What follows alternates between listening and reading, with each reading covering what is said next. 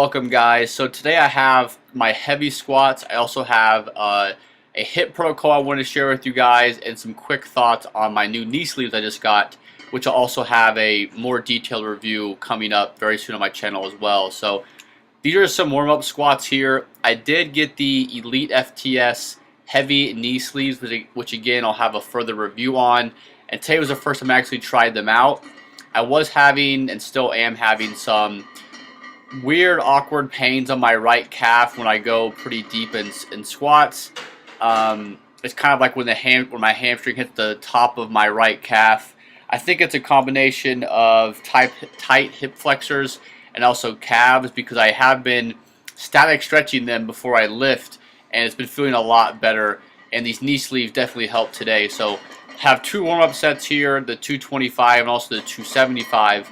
And also, my taper has been going great. So I would typically do 5 sets of 2 to 4, and then this, for my taper, I just did 3 sets. So my first set here, 315.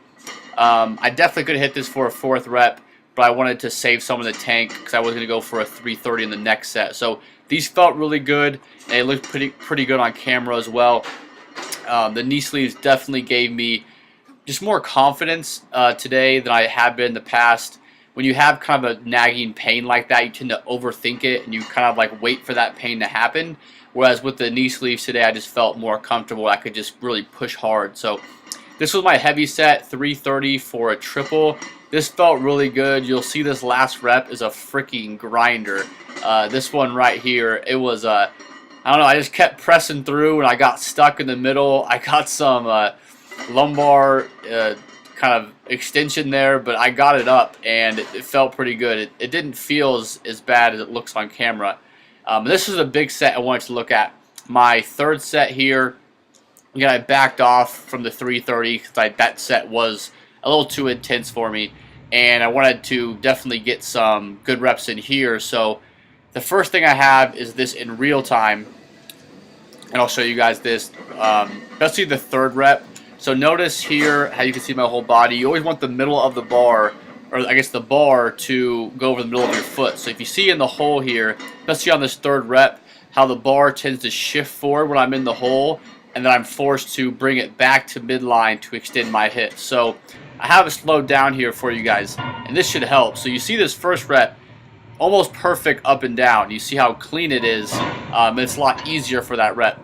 Obviously, the heavier you go, the more fatigued you are. Bad stuff's just going to happen. But again, here you see a little shift forward, and you're seeing as soon as I hit that hole, what will happen is I'll tend to, my torso will come more horizontal, and that will in turn make it more difficult for me, obviously, because the weight gets further away from the midline. This, you can really see it. So here I'm in the hole, definitely shifts forward. I have to bring this back, so I'm having to work on my torso becoming more rigid, and also